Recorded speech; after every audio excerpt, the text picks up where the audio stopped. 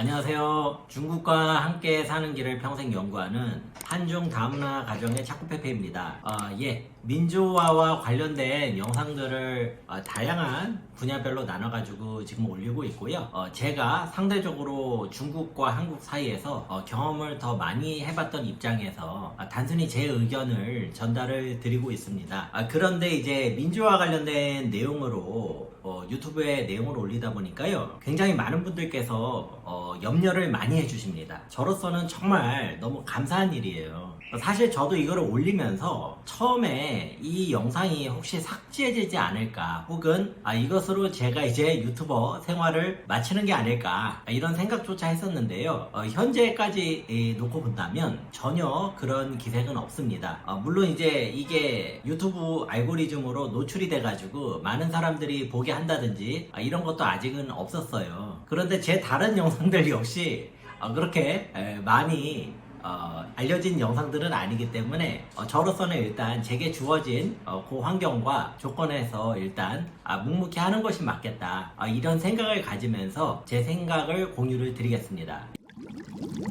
네, 이어서 말씀을 드릴 주제는요, 경제민주화라는 것이에요. 경제민주화라는 것을 어떻게 정의를 하느냐, 일단 거기에 대해서 제 생각을 말씀을 드리겠습니다. 이게 경제민주화를 잘못 들으시면은요, 야, 그거 돈 번 거 다 나눠주자는 얘기 아니냐, 그러면 그거 공산주의 아니냐, 라고 생각하실 수가 있어요. 근데 전혀 그런 의미가 아니고요. 여기서 이야기하는 경제민주화라는 거는 이렇다면 이런 개념입니다. 어떤 나라, 어떤 사회를 가든지요, 경제적으로 상중하를 나눠볼 수 있을 것 같아요. 돈이 많은 사람은요, 진짜 어디를 가나 있습니다. 북한에 가도 돈 많은 돈주들이 있다고 합니다. 어느 사회를 가든지 상대적으로 부유한 사람들이 있는 거고요. 마찬가지로 상대적으로 가난하고 궁핍한 사람들이 있게 마련이죠. 자, 그러면 부유하지도 가난하지도 않은 사람들은 어떤 가운데 수준이라고 볼 수가 있는 겁니다. 그것을 임의적으로 상중하 이렇게 한번 나눠볼게요. 물론 이런 식으로 딱 떨어지는 것은 아니겠지만 어떤 개념을 설명하는 취지에서 굉장히 부유한 사람은 상, 그 다음은 중, 그 다음 궁핍한 사람은 하, 이렇게 나눠봤을 때 경제민주화라는 것은요, 이 상중하 간의 계층 이동이 얼마나 자유로우냐, 즉, 이 계층 이동이 굉장히 고정이 돼 있으면은 경제민주화 전도가 떨어지는 거고요. 상, 중, 하로 나눴을 때요, 이 계층 이동이 상당히 열려있다. 그래도 어느 정도 이것이 가능하다라고 한다면 이것은 경제민주화가 상당히 정도가 높다, 라고 표현을 해보겠고요. 아니다, 어떤 수를 써서라도 내가 하로 태어나면 평생 하인 거고, 내가 상으로 태어나면 평생 상이다, 내가 무슨 짓을 해도 나는 상으로 남을 수 있다, 이런 구조라면 이것은 경제민주화의 정도가 낮다, 이렇게 한번 표현을 해보겠습니다. 더불어서요, 우리가 통상적으로 하에서 상으로 가려고 하지 상에서 하 혹은 중에서 하를 가는 걸 추구하는 일은 거의 없거든요. 그러다 보니까 만약에 어떤 사회가 점점 중위 계층이 하위 계층으로 계속해가지고 흡수가 된다 혹은 이동을 한다 한다면 이 역시 경제민주화 정도는 좋지 않다라고 간주를 하겠습니다. 이런 시점에서 한번 한국과 중국을 비교를 해보겠습니다. 먼저 이제 우리나라 한국을 먼저 한번 봐볼게요. 한국은요, 굉장히 장점이 많은 나라입니다. 제가 아무리 생각을 해봐도요, 우리나라는 너무 장점이 많아요. 정말로 대단한 나라입니다. 제가 자부심을 늘 가지고 살 정도로 굉장히 훌륭한 나라입니다. 근데 제가 여기서 말씀을 드리는 건 우리가 더 좋은 나라가 되자라는 측면에서 말씀을 드리는 거기 때문에 부족한 부분들, 이런 부분들은 좀 개선하면 좋겠다라는 취지에서 말씀을 드릴게요. 제가 판단하는 한국의 경제 민주화 수준은 상중하로 놓고 본다면 하입니다. 경제 민주화 정도가 높지 않다고 생각을 합니다. 제가 이제 특별히 기억에 남는 게 97년도에 있었던 우리 IMF 사태가 기억이 나는데요. IMF 이전까지 만 해도 이제 제가 학생 때였는데 이런 기억이 있어요. 사업하는 분들이 되게 많으셨습니다. 제 주변에 크고 작은 업체들을 사업을 하시는 분들이 되게 많으셨고요. 나름대로 되게 멋있게 사셨어요. 그리고 자기 철학도 있으시고 자신감도 있으시고, 그래서 그 스키장 같은 데 가가지고 막 한턱 내시기도 하고 막 이랬던 기억들이 있거든요. 굉장히 저는 이제 그런 모습들이 어떤 그 좋은 추억으로 남아있는데 IMF가 지나면서 이런 분들이 대부분 사라지셨습니다. 이게 이제 제 기억에는 그래요. 그리고 이 사업을 하려는 사람보다는요, 모두가 생각하기에 사업이 너무 위험하다, 이것은 리스크가 너무 크다 라는 인식이 굉장히 확산이 됐고요. 그러면서 고소득의 전문직이나 직장인, 그 다음에 안정적인 직장인, 공무원 이런 쪽으로 점점 사회적인 관심이 높아지는 것 같아요. 그런데 이 자본주의라는 체제는요, 사실은 이 사업가가 굉장히 핵심적입니다. 사업가가 어떤 사회의 새로운 혁명적인 어떤 사업, 비즈니스 기회를 창출을 해내면서 이 제도가 점점 힘을 받고 다양한 사회 문제들을 해결을 해나가는 그런 시스템이 자본주의라고 볼 수가 있는데요. 지금 한국의 자본주의는 그런 모습을 띠고 있는 것 같지는 않습니다.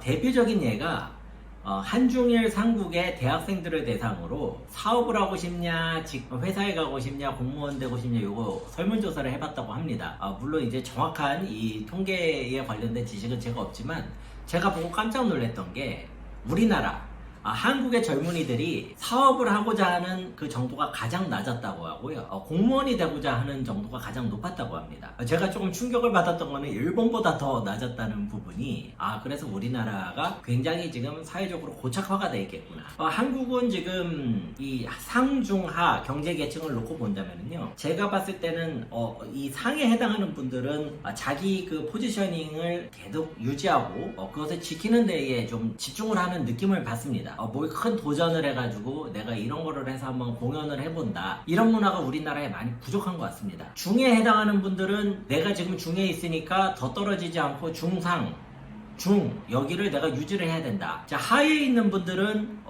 그냥 굉장히 모든 것들이 이제 안타깝고 서럽고 화가 나실 수가 있는 것이죠. 그러다 보니까 이제 어떤 그 정치 구도에 영향을 주기도 하는 것 같습니다. 네, 여하튼 우리나라가 장점이 굉장히 많은데 제가 말씀드리는 거는 안 좋은 부분만 골라서 말씀을 드린 거니까요, 일단 참고를 이렇게 해주셨으면 합니다. 자, 그러면 이어서 중국의 경제 민주화 정도를 살펴보겠습니다. 경제 민주화라는 것이 어떤 경제 소득계층의 어떤 이 이동이 얼마나 자유로운가, 이런 측면에서 얘기를 한다면 제가 봤을 때 중국은 한국보다는 나은 편이라고 봅니다. 한국보다는 나은 편이라고. 그런데 여전히 상중하를 놓고 보자면 죄송하지만 하라고 평가를 하겠습니다. 그 이유는 좀 여러 가지가 있는데요.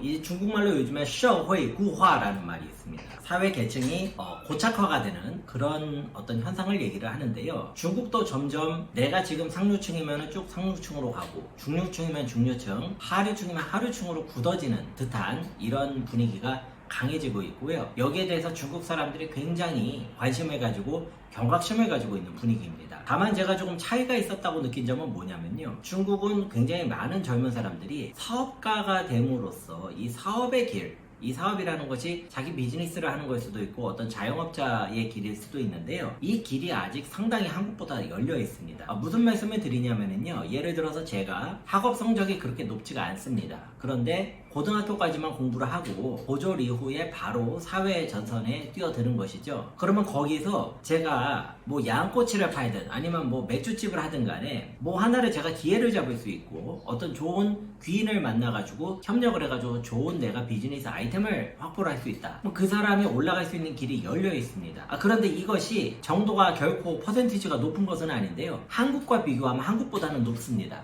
이 부분을 제가 조금 말씀을 드리고 싶어요. 물론 이제 중국에서도 부모 세대가 공부를 잘해가지고 농촌이나 중소도시에서 뭐 베이징, 상하이 같은 큰 도시에 와서 자리를 잡고 사는 경우도 있습니다. 근데 이런 가정들은요, 제가 봤더니 이 부모 세대가 자기의 성공 체험이 공부를 잘한 데서 왔잖아요. 그러다 보니까 자식한테 시킬 수 있는 것도 공부입니다. 그래서 공부를 굉장히 중시를 해요. 근데 공부가 어떤 의미에서는 굉장히 안전한 투자이기도 하거든요. 왜냐면은 대학 졸업장에 있으면 연결을 시키기가 좋기 때문에 굉장히 안전한 측면도 있지만 한편으로는 차별화 경쟁력이 조금 부족한 측면이 있고요. 더불어서 조금 획일화되는 경향이 있습니다.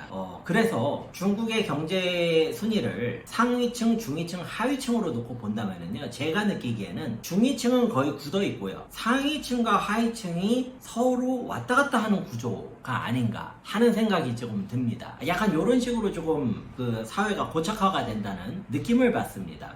물론 제가 연해 도시에 살고 있는 입장에서 제 주변의 환경만을 가지고 이렇게 봤다는 것이지 중국은 굉장히 크고 사람이 많기 때문에 안 그런 것도 충분히 있을 것 같습니다. 제가 말씀드리는 거는 일단 참고하시는 정도로만 봐주셨으면 합니다.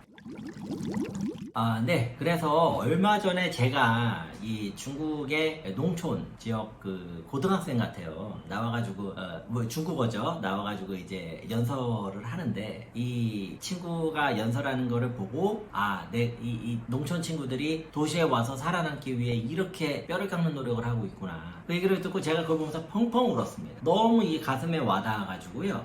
펑펑 울었습니다. 그 친구 말이 아직도 기억이 나는 게, 내가 지금 도시에 와가지고 공부를 하는 이것은 나 혼자 공부하는 게 아니라는 거예요. 나를 도시로 보내서 뒷바라지 해주는 우리 아버지 어머니뿐만 아니고 우리 가족이 전부 다 나만 바라보고 있다는 겁니다. 그러니까 자기가 반드시 그것을 해내야 된다. 이런 삶을 살고 있는 친구들도 있고요. 아니면 어려서부터 부유한 환경 속에서 외국어도 편안하게 배우고, 그 다음에 교육적으로 자원도 풍부한 데서 살아가는 그런 도시의 부유층 아이들도 있는 것이겠죠. 그러니까 이 역시 중국에서 모두 발생하고 있는 그런 사회 현상인 것 같습니다. 네, 그래서 이번에 경제 민주화라는 주제를 가지고요, 한국과 중국을 한번 간단하게 비교를 해봤습니다. 제 개인적인 의견은 한국도 하, 중국도 하, 요 정도라고 보는데요. 굳이 한국과 중국을 나눠보면 한국이 하면 중국은 한 중하 정도 되지 않을까 하는 생각이 듭니다. 여하튼 여러분께서 이제 이 내용을 참고하시는 데에 활용하시기를 바라고요. 제 개인적인 의견에 불과하기 때문에 너무 이거에 대해서 적확성을 요구하시거나 그러면 저로서는 그냥 사과를 드리는 방법밖에 없을 것 같습니다. 참고하시는 정도로만 봐주세요. 시청을 해주셔서 대단히 감사하고요. 계속해서 노력하는 차코페페가 되겠습니다. 감사합니다.